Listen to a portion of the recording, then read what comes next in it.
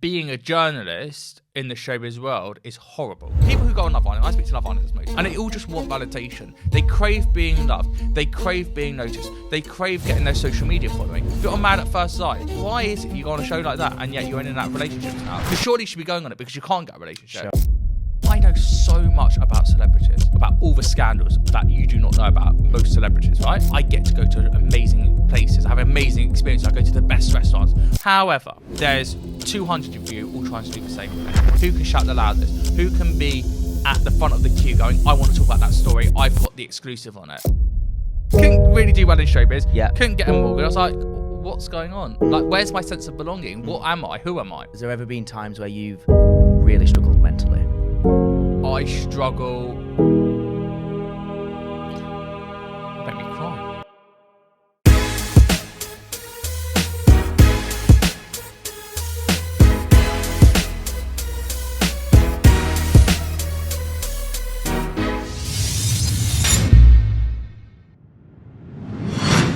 Hey everybody, and welcome to this episode of the Success School podcast. I just want to say thank you so much for being here and taking time to listen to the show today. And I also just want to make sure you are aware that my whole mission with this podcast is to be able to give people access to conversations that are going to enlighten, they're going to inspire, and they're going to give you the information needed to genuinely start to live a happier, a healthier, and a more fulfilling life. But here's the thing, I am just one man. So that's really, really hard to get a lot of people to be positively impacted when I'm doing this alone. So I'm just going to ask a little favor. And I know you're probably sick of hearing this. You probably hear it on every podcast you listen to. But please, if you genuinely do think this podcast is valuable and can help people, if you could just take a second to hit that subscribe button, maybe go on further, tell other people about it, share it on your Insta stories, anything you can do to help bring more awareness to the show would be greatly appreciated. Thanks for being here, and I really hope you enjoy this episode. Johnny, thank you for being here. Appreciate you being on the show. Thank you, Matt. It's a pleasure to be here. Obviously, you are Showbiz Editor, you're a journalist, and I want to cover I'm sure you've got some great stories to tell about that. But before we dive into that, you have got Secure, the Insecure podcast. And that podcast, ultimately, you sit down with celebrities and you talk predominantly about mental health. I want to start there. Of all the things you could talk about, why was it mental health? It's really interesting. So the story of how the podcast kind of started was, it was 2018 and I couldn't get a mortgage. I'm freelance. I've been in the same company for years and years and years and I couldn't get a mortgage. And then... Are you saying you were skint and you thought a podcast would make you rich? You now know it's not going to happen. Something you've not learned yet. And I thought, okay, there's that, right? Yeah. Then there's my showbiz journalism and it wasn't really going around. I'd had kind of a big time where I was reporting and I was going to red carpets and I was living the life a showbiz journalist should live. And then it all kind of stopped because Brexit came in. And then this is just before the pandemic, but then the pandemic came in and we know how the news cycle changes. You know, we look at the moment with the general election coming up, how showbiz is gone. You know, it's dead. Yes, Love Island's there. And it'll be interesting because obviously as we come into June and July, Love Island is very much in present. And then the general election's there. And you go, well, what do you give more equal weighting to? And then you've got Love Triangle, which, anyone heard of that? No? Yeah. Tumbleweed. It was on that digital channel, wasn't it? Somewhere, yeah. Somewhere. You might have heard of it, yeah. You haven't. So, couldn't really do well in showbiz. Yeah. Couldn't get a mortgage. I was like, what's going on? Like, where's my sense of belonging? What am I? Who am I? I spoke to Emma Kenny, who was the psychologist on This Morning, and I said to her, I've got this no sense of belonging. I don't really know what's going on. And she said, well, look, you know all these celebrities, you love talking about mental health. Why don't you make it into a podcast? Like, oh, that's an idea. And this is before anyone was doing podcasts, really. This is 2019 when you started yours. And I thought, okay, the reason I'm doing this is to learn. I love mental health conversations. I've always been a big advocate for mental health and said, you know, unless you know why someone is the way they are, you won't understand why they act the way they do. You won't understand how they tick and talk. And we all have our boundaries. Where did that come from, though, the interest in that? You know, not just... Because you're right, it's surface level. People behave a certain way, act a certain way. But what you're saying is you want to dig deeper. Why are they the way they are, right? Where did that fascination come from? Because people didn't understand me. Okay. Don't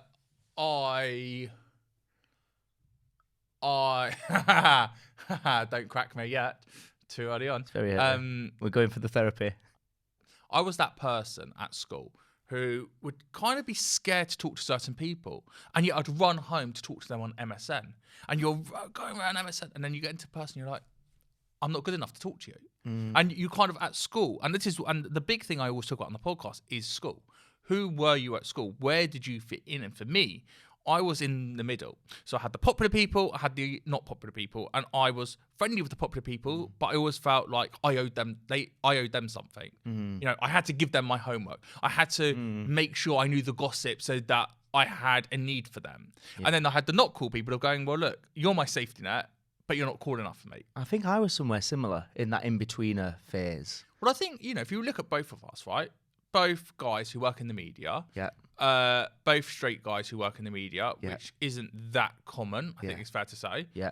And therefore, we haven't got that narcissism in us that we think we need to have this big ego and we've got to be the alpha male. Yeah. But equally, we don't just want to be in that friend zone and the best friend for the girl group. Interesting, yeah. Because, you know, I presume you'd have had, you know, I've seen you on TV and I've obviously watched and listened to your podcast. I presume you had a lot of female friends growing up as well. Yeah, I do, to be fair. I still do now. And like even on the show, there's quite a few girls that I'm really good friends with off the back of it where it is just friendship. Do you know what I mean? It is Complete nothing platonic. more. Yeah, completely. Because the conversations are there. And I've always, and I hated football growing up. Hated football. Yeah, same. Right, so you're not part of the boy group. And Yeah. when you're in a boy group, right, everyone's trying to outdo each other. Who knows more? Who can, you know, put the bigger put down and who can give the biggest diss? And I'm like, I don't care about that. I just want to learn. I want to know why you are the way you are. I want to challenge myself. I want to be the best version of myself. We're all a work in progress. And I want to show that I'm that work in progress and go, okay, well, look, what can I do to get there? And that's why if you're around females, and yeah, look, when you're hanging out with a load of girls, they can be really bitchy about people. And you're like, this is too much. Or the way they talk about guys. But you can have some really nice, deep conversations.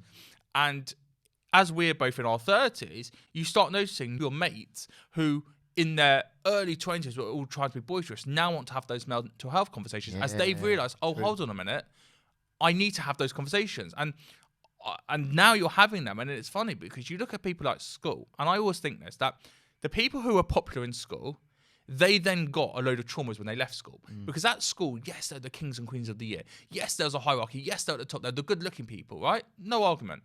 They come away from the school. They're nobodies. Yeah. Who cares who they are? Yes. We've all gone into our own world. We've all gone to university. We've all gone and got jobs. The hierarchy's completely changed, and they don't have that sense of belonging now. And so mentally, they've gone like that, and yet the other people who mentally were stable at school have gone upwards. And so there's a really weird trajectory there. And that's why I wanted to explore it, because I think everyone is looking for validation. You know, you go on a TV show, and I'm not talking about you specifically, but, you know, people who go on Love Island, I speak to Love Islanders mostly, and they all just want validation. They crave being loved. They crave being noticed. They crave getting their social media following. And it's interesting because a lot of these people go on a TV show, they find love like that, and they're in and out of relationships. And I sometimes sit there and go, well, why did you go on the TV show if it's so easy for you to find love? If you're on Mad at First Sight, why is it you go on a show like that and yet you're in and out of relationships now? Because surely you should be going on it because you can't get a relationship. Sure. And so I just want to delve deeper about actually, there's obviously a massive insecurity there, and it's not to do with dating. So what are you not telling me? What are we not seeing? And they're never given the space to, because everyone is hyping them up all the time. You look at social media, and I'm sure, you know, since you've come off your show, everyone going, oh, you're amazing, Matt, you're amazing. And it's like, well, yeah, that's Matt, the TV side, but 1% side, yeah. You know?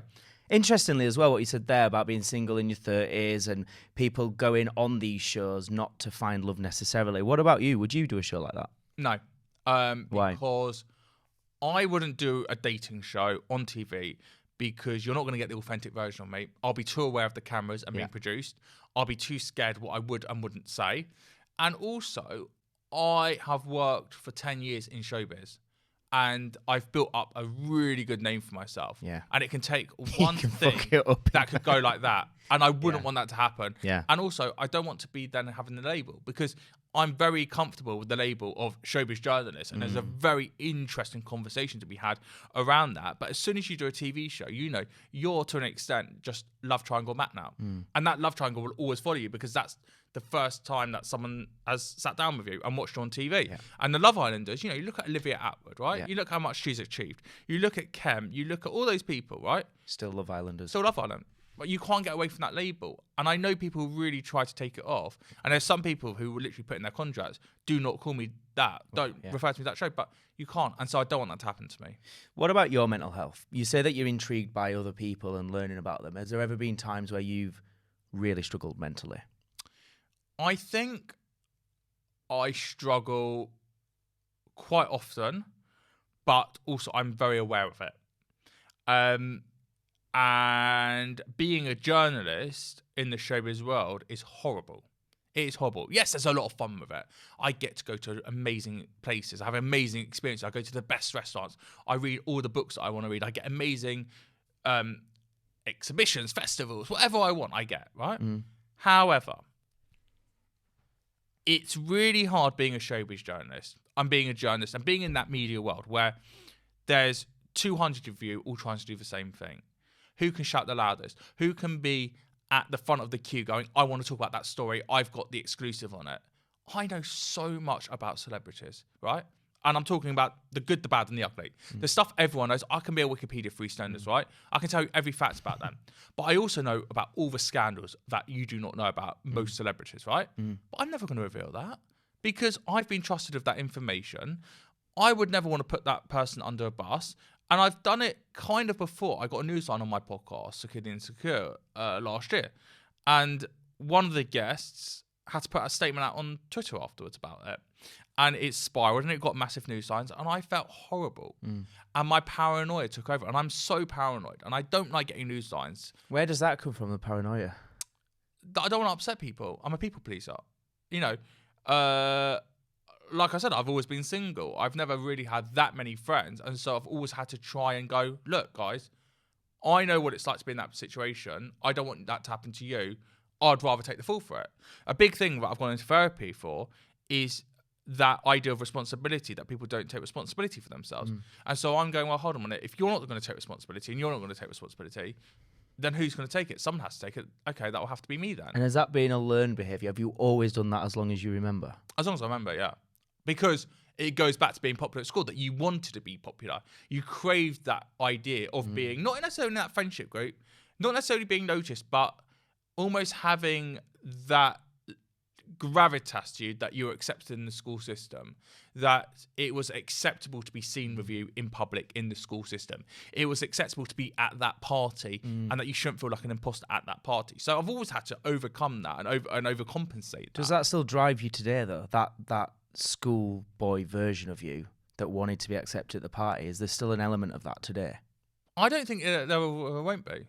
I generally think you're a work in progress until you die. I agree with that. And when you die, it's because you've completed everything. And look, or you just got hit by a bus. Oh, you got no, but you've done your job. Okay. There's a reason why you die, right? I'm very clear. Okay. You're born, you have a job to do in the world, and then you die because your job's done. And I think for both of us, being in our 30s and being single, you're still in that kind of boy mentality because you've not had the chance to grow up yet. And so I look at my friends who have got kids now or who have got married now, and they have adapted and they have changed. And yes, it might be their partners who have influenced the clothes they wear, the conversations they have, but that's still someone who's elevated them to the next level. And so until that you get to that stage, how are you supposed to break that mentality? Because you've got no one challenging you and pushing you to be better. You've got no one who's showing you this other world exists. And also, you're still only responsible for yourself. You haven't got to be responsible for other people. So yeah, of course, you're going to talk to your kids completely different to how your parents spoke to you because you've got these new experiences that you've found for yourself that you want to pay it forward. But at the moment, for both of us, where's the pay it forward? Because we've got no one to pay it forward to. Does that bother you? Do you want children? Do you want to be in a relationship at this point? I do want to be in a relationship. If there's anyone single, tell me. I'm looking for a female who's breathing. Yeah, that's about it now. I'm quite easy now. We've lowered the standards a little. Mate, at the moment, those standards are quite high. I can't even get to that stage. I don't know in them. Yeah, I'd love to be in a relationship. Look, everyone wants to be loved. It's hard not being loved. Why hasn't it happened? I don't know. I could say it's because of my weight, but then I'm not a massive guy. I've got a bit of fat on me, but in pretty decent shape to be. Well, that's very cool. I'm wearing a very tight black top. That's sucking everything. Of course. Well, normally because you wear black tops normally, so I thought, well, you're going to wear black top, and the one time you don't, you mixed it up. Yeah. I don't know. I don't. It's just not been my time. You know. Do you believe that, or are you holding yourself back to some extent, do you think? No, and it's really interesting that you asked that question, because when you speak to your friends who are in relationships, who are married, who've got kids, and say, what's going on? You know, you've got your standards are too high. In my head, yeah, I've got an idea. I call it the American Pie effect. We all looked at American Pie growing up and went, I want the blonde girl with the big breasts and the skinny, you know, and they're friends of everyone, they're popular and whatever. But we know that doesn't exist.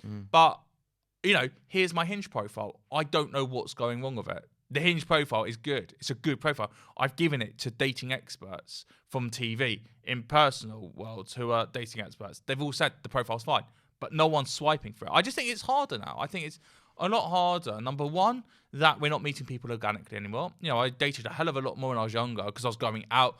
Also, all the good girls are probably taken now. And also, I think the ones who are left, from my recent experiences, a lot of them are quite traumatized, and their boundaries are so high that you can't match them because they've put so many defense mechanisms up, and it's really hard to crack that. So I don't know why it's not happened. And I think that there's a pinpoint reason? I don't know. Could you do something better to make it clearer, to make it more obvious, to get yourself out there more? Do you feel there is things you could be doing if you wanted to focus on it more?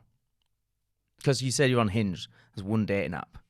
Well, so half the problem is I'm Jewish and I'd only date a Jewish girl, and I want a Jewish family, and the religion comes from the mother's side, so it needs to be Jewish. Everyone knows everyone, you know, Jewish geography, literally the next person you will know. And, you know, and look, we can give excuses. I get up at 3 a.m. on a weekend for work, right? And I need a couple of naps in a day. But that's not really a reason why. And it's not, you know, it's like going, well, okay, if I didn't do that, then I'm letting the world know that I'm available on a weekend. But I've still got the whole week. And I've tried to put myself out. You know, I go to the David Lloyd gym every night in Bushy, because I like to think that if I go to a spot at 7 p.m, I will meet all these girls and I'll be really sociable. And it's funny because I signed up in January, and in January it was packed, February it was packed. June, it's now getting a lot more quieter, and you're like, oh. So I'm going to this big drive every day thinking I'm going to meet people, and then I get to the spa and just alone again. So it's hard. It is tough. You've got to love yourself. I've got a very, very, very good life. Like I said, I go to the spa. I don't have any dramas really in life. I booked a holiday for myself. My favourite hotel in the world that I've been to 6 times. I've booked that for the summer. Although I'm also going, well, you know, if I hold back on it, I might find the girlfriend, and then I'll have someone to go with. Yeah. But is that why you're doing these podcasts, just to get yourself out there as much? Is it working? Is it working? Is it working? Drop in the DMs. Please DM Matt. Matt, can you be my wingman? I'll do my best. I'll do my best. It's hard, you know. I think the problem is that all your friends that you grew up with have moved on, right? So they're hanging out with their partners, and they're doing double dates, and they're doing triple dates, and then they're starting to have kids, and the kids are hanging out, or they're making new friends at Tots Club and whatever. But what's happened to you? You're not moved anywhere. You're still where you were, as we said, when you were at school. You've still got the friends that you had. How are you supposed to make new friends now? Unless it's someone that you've networked with or you work with, which there's usually a give and take there. How are you generally supposed to make friends now if all your friends have moved on and everyone's in their couples now? You can't. And so, yes, they've all moved on, but I'm not making new friends now. And so I'm trying to pick up the scraps of what's left. And I'm not saying my friends are scraps, but I'm saying that they're far and in between. And then I go and I look at my week in my diary and I go, oh, I'm not seeing anyone this week. And my mum's going, why are you not seeing anyone? I'm like, oh, you know, I am. Oh, I do, you know. And you're kind of coming up with excuses. And I'm like, I haven't got anything. But then, like last week, for example, on Wednesday I was in Birmingham giving a mental health podcast. And then I was at a festival Friday, Saturday, Sunday. I had the time of my life. I had a great week. And yet, there were really good weeks, but there were also really bad weeks. And I think you have to give yourself things to look forward to. And either you go out for dinner alone, or you go to something alone, or you go, okay, well, you know, who am I? You know, no one else is fighting for you. No one else is trying to make you happy. So you've got to make yourself happy. So do I care that I'm single? Massively. Do I talk about it? Yes. Do I wear it as a badge of honor? Yes. And say, I'm single, anyone help me? But there's also the other side of me that is just generally really happy in myself, really proud of myself. I get up every morning. I do a 2-hour walk before I start my day. I journal every evening. I go to the spa. I attempt the gym. You know, I walk onto the gym floor and I go, well, hello, gym. Yeah. And I usually walk out and go, I'm going down to the spa. So I'm doing all the mental health tricks you should be doing. I do self-development books. But it's not just happened yet. And yes, it's hard, but there's also the other argument that I am only 31 and it can be whenever the time is right and the right person is out there and they exist. And I think you've got to believe in everything happens for a reason. You've got to believe that those things do exist. Otherwise, you'll drive yourself insane.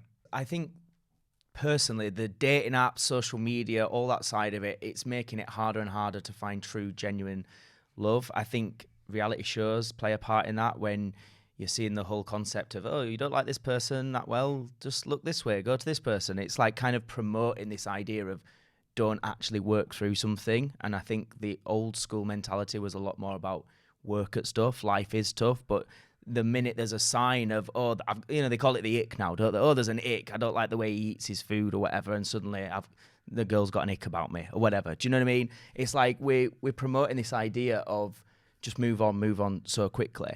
What do you think the solution is now for people like us that are struggling to find true love? So I'm in a WhatsApp group of Jewish single people, okay? And there's about 100 people in this group. And people come in all the time going, hey, I'm single. And they put their little profile up. And this girl was like, I'm desperate to find love. And this is what I want. I was like, oh, I kind of like half of what you're saying. Kind of don't like the other half, but I'll give you a chance. Anyway, I messaged her. And the first thing she said was, can you send me a picture of yourself? By the way, this is on WhatsApp. So you got my little WhatsApp picture anyway. Yeah. I said, okay, yeah. Sent a picture. Really good picture of me, right? One of the best pictures that I have of me in 31 years. I'm very proud of it. Nice. And she went, yeah, you're not what I'm looking for. Wow. That direct. Right. So you think it's that we're placing too much on looks rather than getting to know someone beyond that? Yeah, but look, that's me talking from the other side.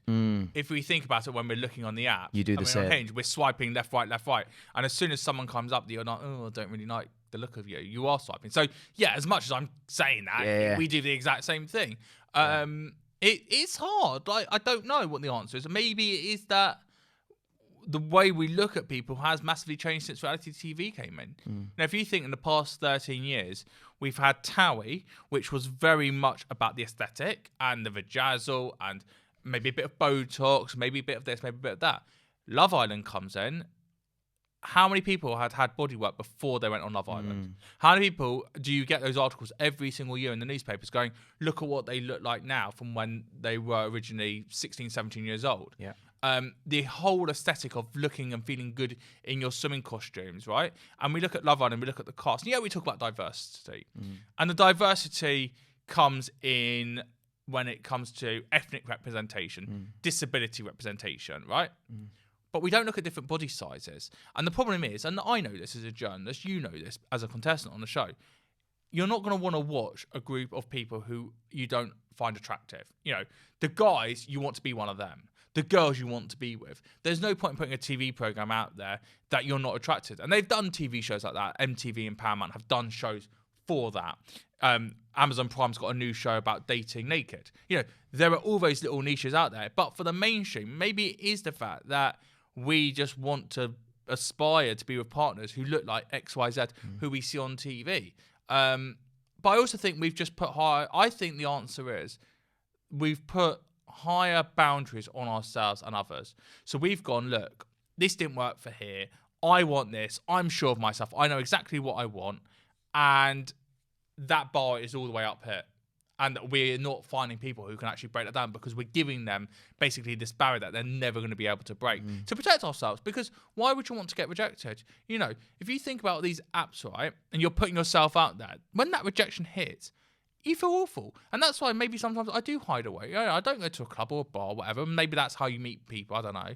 But, you know, why do I want to put myself up for that rejection? You know, you go on these dating apps at night when you're on the train, when you've got a bit of downtime and you're swipe. You're not even thinking about it. You know, to you, it's just being on an app again and you've just got something to click. But I do think if you want success, you've got to be comfortable with rejection in anything. You do, and you've got to build yourself up that rejection is okay. And are you not there? No, I am there, but when it's acceptable. I think you know when to accept when not You're to there accepted. with boundaries on it, right? With boundaries on, yeah. But look, think about did you go to university? No. Okay, so when you go to university, you do a 3-year course and you get your qualifications, right? I got a first class honours in BA Media and Communications Radio, and I had a CV full of radio work experience, and I got rejected for every single job. I probably got 100 rejection letters, right? I was like, cool, fine. I'm used to rejection. You know, that doesn't mean I'm giving myself a self-fulfilling prophecy of going, right, I'm just going to always get rejected. But it's saying that But it's I think okay that to get as well, rejected. that's not rejection how you look and who you are as a person. It's just on a skill set. True. Rejection as a person goes back to school.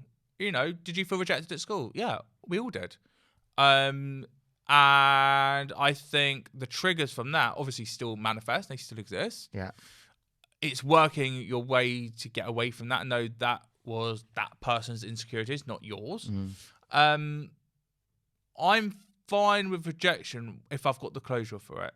If there's if you've given me that reason and I believe that reason is solid and you've got a solid foundation for it, I'm all for it. You could process that, come to terms with it, makes sense. Correct. Yeah. Move on. Yeah. If your argument is a bit wishy-washy, I don't like that you do that. Like you said, icks.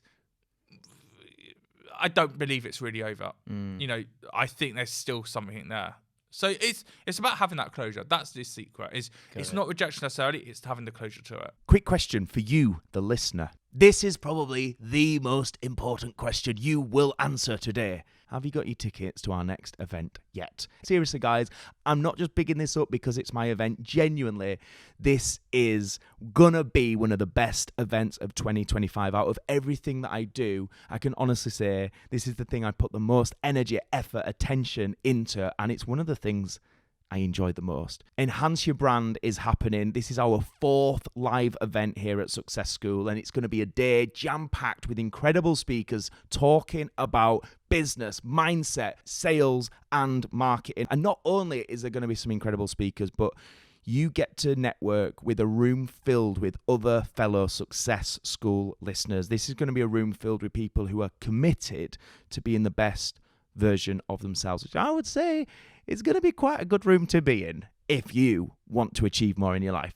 So if you haven't already, make sure you click the link in the show notes, get your tickets, and I'll be so excited to see you there on Sunday, the 2nd of February. You don't want to miss out. Get your tickets. Do it now.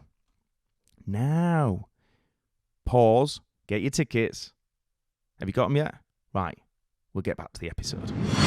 Let's talk about confidence, because doing what you've done for all these years and interviewing some huge celebrities, a lot of people be like, oh my God, like, do you get nervous? How do you have the confidence to do that? And obviously a lot of listeners that listen to this show, you know, confidence is something they're working on and they want to build that genuine self-confidence. So talk to us about that. Are you a naturally confident person? Is it something you work at? What would be your advice to someone that struggles with confidence? So I'm an introverted extrovert, okay?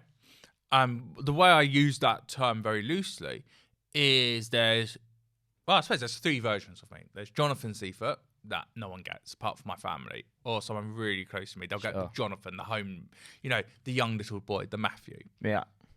Then what's one of the key factors of that version? If you was to sum him up. Hangry. Yeah, okay. Always hangry. The moody version then. The moody version, Yeah. the hangry version. The one who's a stickler for time. The one who just wants to be in his own space. Okay. And hiding away. Yeah. You know, New Year's Eve, I absolutely love New Year's Eve. It's one of my favourite times of the year. And I've got a process. I've got a formula now that's worked for me for the past couple of years since all my friends have moved on. I have sushi with my family at about 6:30 p.m. and we watch a kids program from when we were kids. And then my sisters go to a party. I go back to my flat. I get a big chocolate cake or whatever the big cake is with custard, full works, hot chocolate Baileys. Get my journal and I write a letter to myself. And I write a letter about the year. And I go through my diary and I go, look, in January that happened. Yes, I was really upset in January that something happened. Yeah. But I'm so glad it did because that wasn't right for me. And I can take a step back and see that now. And then I voice note all my friends. And I voice note every single friend and either tell them how happy I am that an experience we did together or how proud I am of them. Nice. And I come away feeling so light. By about 10 p.m. on New Year's Eve, I just feel free and I feel light and I feel I've done good in the world. And there's nothing better than being able to give someone a compliment, but generally meaning it. When I was in Birmingham last week, I went to Wingstop, okay? Chicken wing restaurant. And it's like a McDonald's. You go in, you order, you get your tray, you get your drink yourself, Da, da, da. And I spoke to the lady at the front. I think her name was Mia. And I said, I don't know what to get. Do I get a burger? Do I get tenders? Do I get the wings? There's so much choice. What flavours do I get? And she really went through the process with me.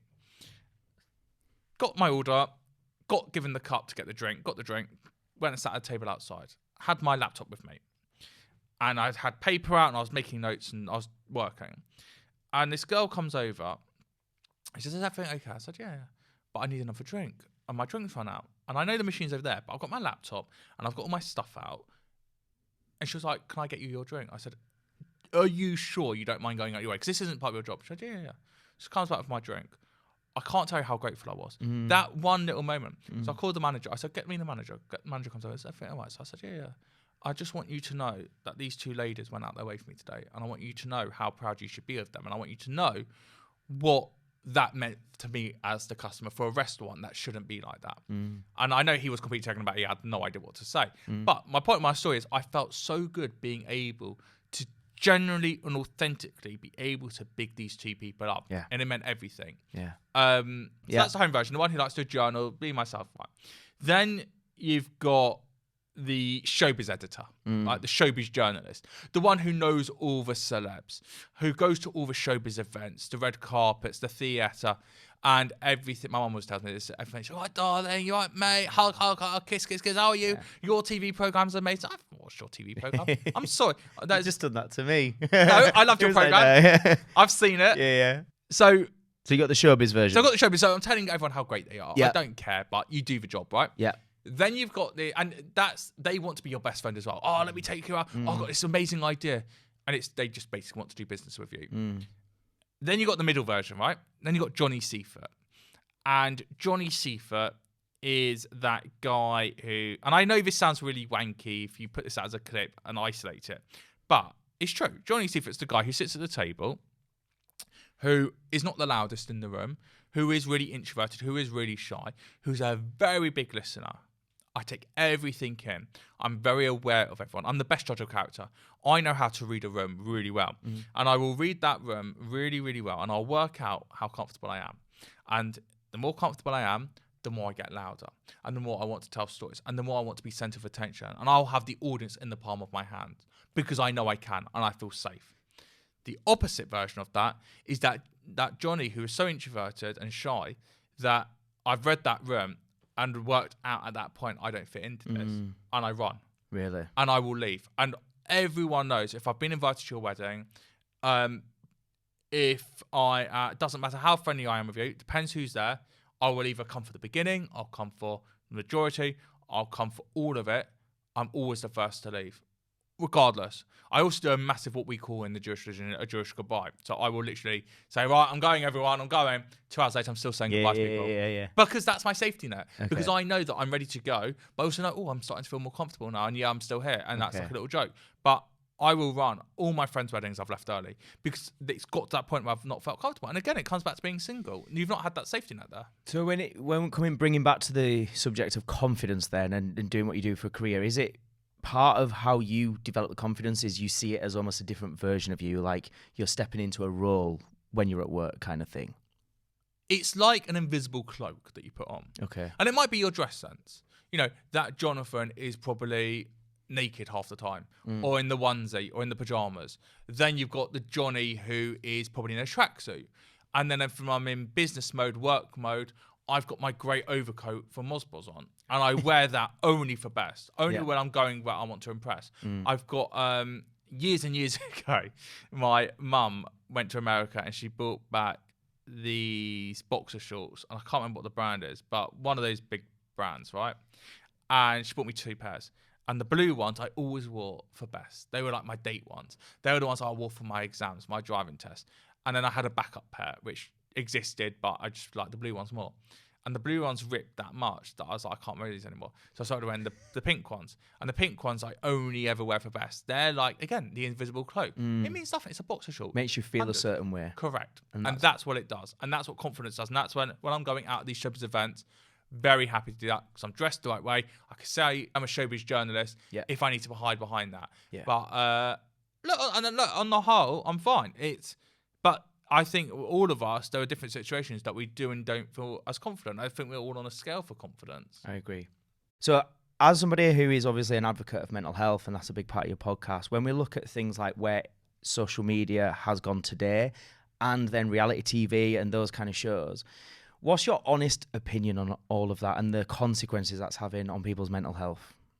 I think social media is 100% to blame for everyone's bad mental health. Really? I don't think pre-social media we were like this. And look, there might have age to be put with this, but I think we've got to that stage where you go on Facebook and you see someone's had a baby or someone's got married and I'm clicking the delete button, the unfollow button.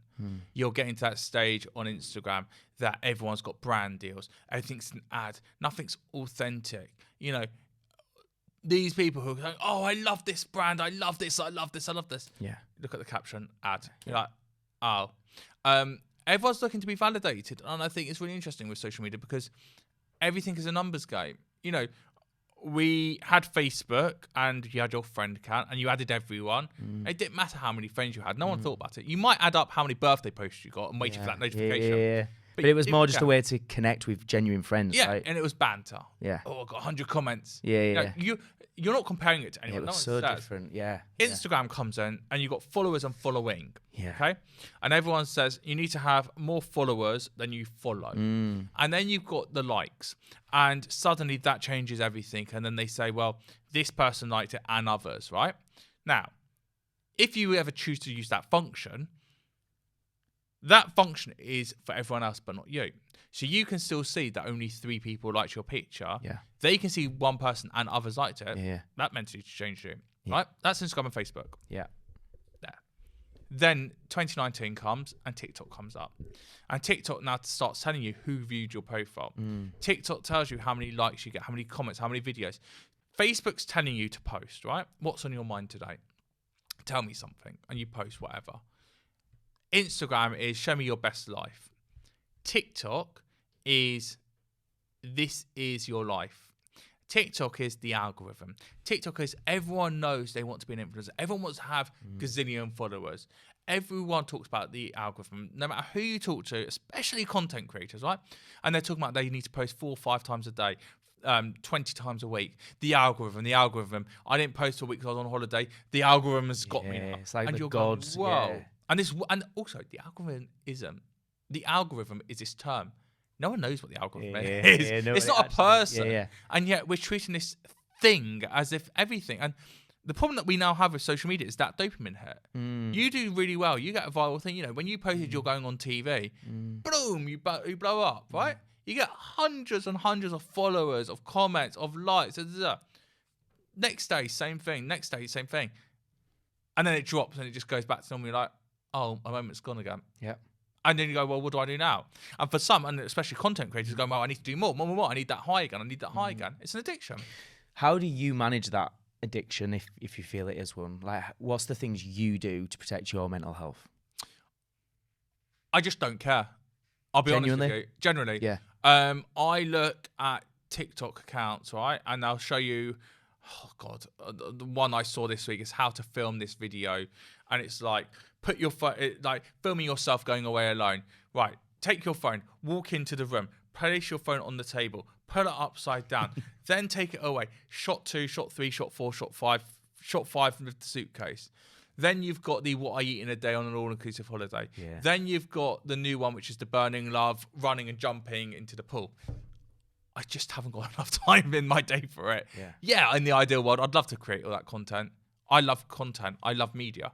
But I just don't care enough about it. I don't care enough to be famous. You know, my podcast, Good Insecure, it could be the #1 podcast. It's got the potential. I'm a journalist. I get great guests. Yeah. It's not the #1 podcast. And I'm fine with that because I can't compete in this world when I care so much about my own sanity, my own mental health.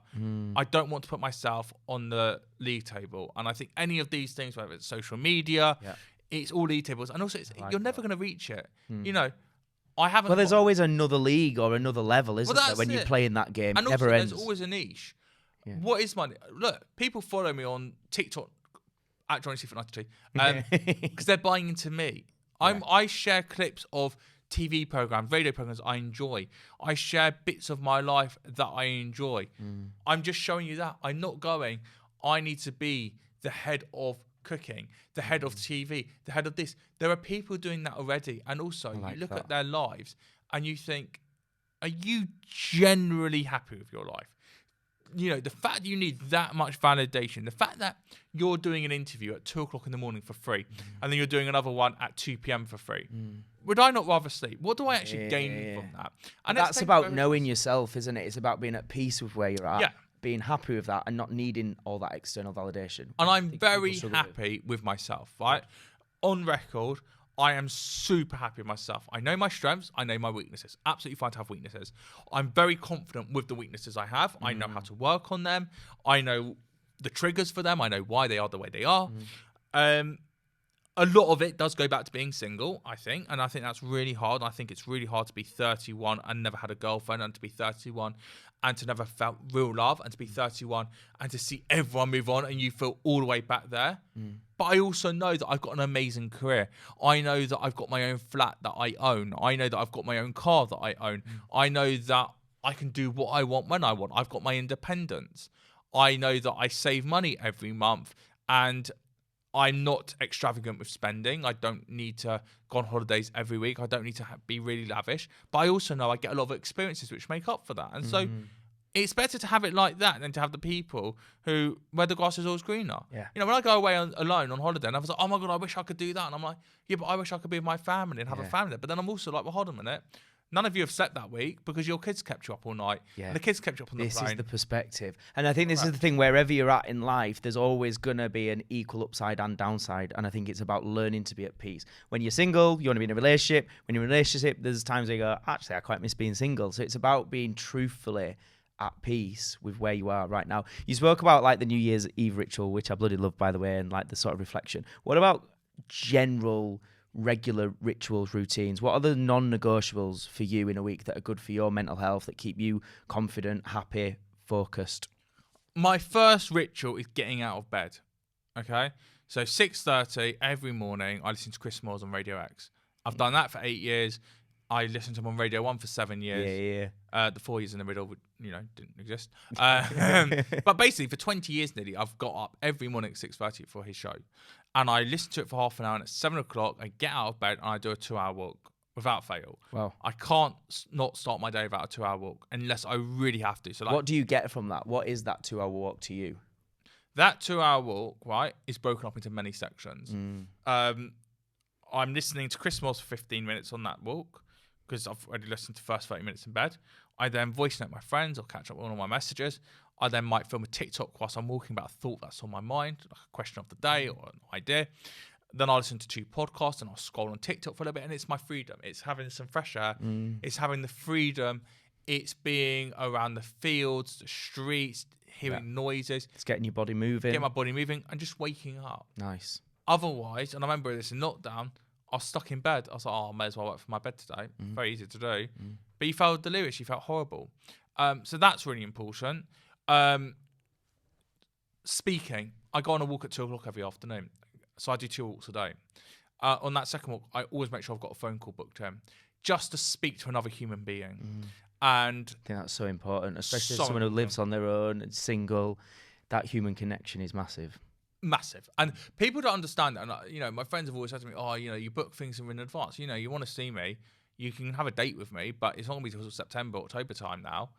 Well, why are you so busy? I'm like, because I have to know I've got a plan. If I haven't got 2 plans a week, you're fine. You've got your partner. You can go, should we do something? Or I'm going to stay in tonight. I've got nothing. So if I don't put plans in my diary, then what am I going to end up with? I'm literally going to have no plan. So I book things all the way in advance. So I know I've got something to see. I've got something to look forward to. And it's that human contact. It's being with someone. It's hard. Loneliness is really hard. It's massive, yeah. Especially in your 30s. And then it's journaling. Like I said, it's going to the spa and just making sure I'm out the flat as much as I can. It's always important, I think, to have the third space. The office, the home, and something else. I love that. And my nan just recently turned 90, and one of the things, because she's really, really youthful for her age, she's got good energy, she's got wits about her, and I think I was kind of trying to figure out what is one of the things that's kept her so youthful, and I think the answer's in that. It's that she's out nearly every night of the week, and she's socializing with people. And I think there's so much to be said for that. Let's do some of the general life questions that I ask all my guests. So the first one is, what is one of the best pieces of life advice you've been given and why? The best piece of life advice I've been given is by Mark Wogan, who hosts the Spinning with Mark Wogan podcast. And he said to me, we're all a work in progress. And there is so much in that to connotate, and there's so much to take away from that. Yeah. Because it's okay. It's okay not to be okay. That's the phrase I use on my podcast. Yeah. But it's okay to try and not have everything figured out yet. Yeah. It's okay to make mistakes still. And recognize everybody is. You know, the people we put on a pedestal, they're still a work in progress as well. Well, they're worse. You look at the celebrities, right? There's a reason why you see the celebrities in the news every day with a new scandal, a new issue. Right? Do you really want to have that? And second to that, the other side is also going, what's the worst going to happen? Yeah. My best friend Josh said to me, what is the worst thing that can happen? Has anyone died? Have you killed anyone? No. So what's the worst thing that can happen? You know, and it's making that, he always talks about this, my friend Josh, going, what are your pros? What are the cons to any situation? What's the worst that can happen in that situation? You start delving deeper and deeper. It's not that bad. Usually the worst case scenario is you're going to learn a shit ton about what not to do. Again, yeah. And you That's have to make great. these mistakes. Otherwise, how are you going to know for the future? Yeah. And we all make mistakes. I mean, I still make mistakes. Yeah. But it's the first time that mistake has happened. Nothing gets repeated, but you've got to do it, because otherwise, how do you know right from wrong? Flip side then, what's some of the worst advice you've had where people have good meaning, but in reality you was like, that's a load of nonsense? I think when they're using their own experiences, they think that can just reflect onto you straight away. Yeah, they project their values, their beliefs. Oh, that won't work. That's no good for you, that kind of thing. When actually, it's your own journey. Just because it didn't work for them or they don't like that doesn't mean it's right for you, right? Correct. Or especially when it comes to dating. Are you trying hard enough? Are you doing this? Are you doing that? Yeah. Oh, and do you know what I love? That's what I said to you a minute ago. I've touched it. I know. You not realise most of these answers are what about you? Actually? Yeah, that's what I'm feeling. And it's like when people who are in relationships go, can I play on your Hinge?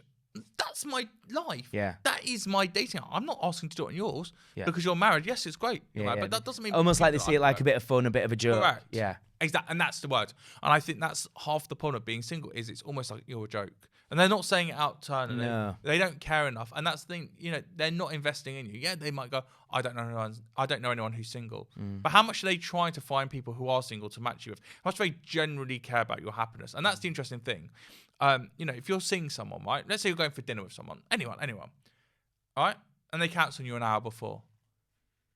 You go, oh. Yes, you've got your stuff you're dealing with, but I've now got no one that I'm seeing tonight. I've got no dinner in. I've got no sense of belonging now. You were giving me that, and you've taken it away from me in equal measure. You've carried on with your life, but I'm still here. And it's the same thing with the dating apps. Like, they see it as a joke, but it's like, there's more to that. There's way more to that. Okay, next question. So this is the Success School podcast. A lot of this premise is that traditional education didn't really equip us with what we need to live truly fulfilling, happy, successful lives. So if you was to leave the listeners, leave the world with 3 things to live by, 3 lessons, 3 messages of, if you follow these 3 things, you're going to live a happy life, a healthy life, and a truly fulfilling life. What would be those 3 things you would share today? What generally makes you smile? What really makes you smile? What really makes you just think that you've forgotten about the world and it's just you? For me, that is when I'm on holiday in a swimming pool, reading my book, walking up and down, I feel so free. I haven't got my book with me. I've got my sunglasses on. The sun is shining. The music is playing. I need a holiday so bad right now. This is Come like with me. torture. This is torture. I'm going away alone. I've got 4 beds. Oh yeah, you was waiting to find someone. Right, I'll come with you. Done. Do you know what, mate? I'll take it. Done. It's the best offer you're getting at the moment. Oh, no, so you got another bed, so I don't need to worry about spoons. We're fine. So I'm in my zone. I'm desertifying. Yeah. I'm in someone else's world in my book. It's amazing. So being authentically happy. Love that. Number 2 is being in the present. Really not thinking about anything that's going on. The best place to do that, any music concert. Yeah. Any concert or drive where you're able to fist pump the air. You know, classic boy band, Westlife, Boyzone style. Yeah. Pump the air and speak from the heart. I'm doing it at the moment with Boyzone words. I saw Boys Life last week at Marlowe's Pub in the Park, and I'm obsessed with words now. And it's just such a powerful song. I just keep walking around singing it. Yeah. Last year it was Def Leppard, Animals, but Little the bit orchestra different. version. Okay. Whereas the orchestra version, it was very slow and soft, Okay. powerful. So anyway, power ballad. Yeah. Find that song that you love that you can just sing your heart out to. Music's massive. Music does everything to your mood. Yeah. And third one I would say is communication. Yeah. Who are you communicating with and why? So is it someone, like I said, to bring this conversation full circle, is it the fact that having that conversation in Wingstop where I wanted those girls to feel really good about themselves? Is it the fact that I'm doing my voice notes on New Year's Eve because I want to share an experience and tell someone how much it meant to me? Or is it the fact of talking to myself and just going, mate, you did well. You're fine. You look good. I mean, you all have an internal monologue. You know, you look in the mirror. I won't lie to you. I put 6 different tops on today to look good for you. And I was like, I look awful in that and I look awful in that. And that voice is in my head. And then I put this top and I was like, you look good, mate. You look good.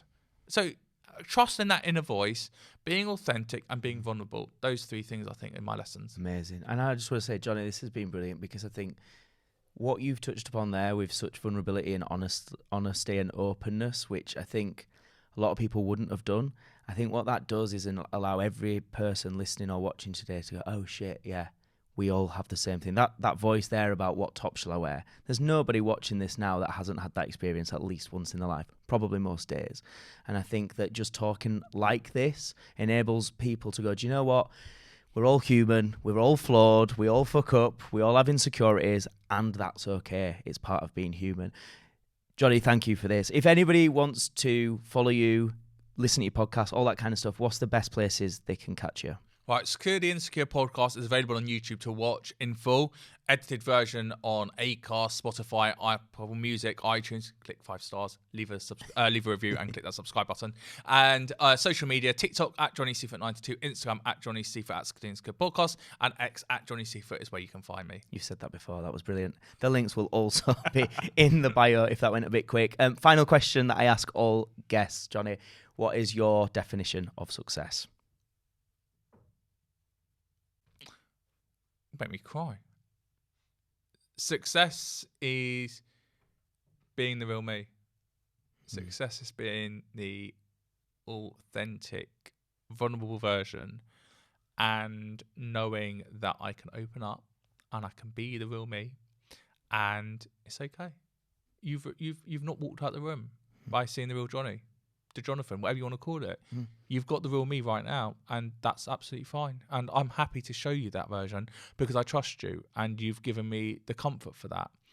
And when you can do that with anyone, be it a partner, a colleague, a manager, and be that real you, that's success, because you can't measure that and you can't put it on a scale, and you can't strive for it, and it's not a number, it's an emotion. And when you get to that level and you show that emotion, that's the real you. That's success, because that's you being authentic to you and being really true to yourself and not putting any front on.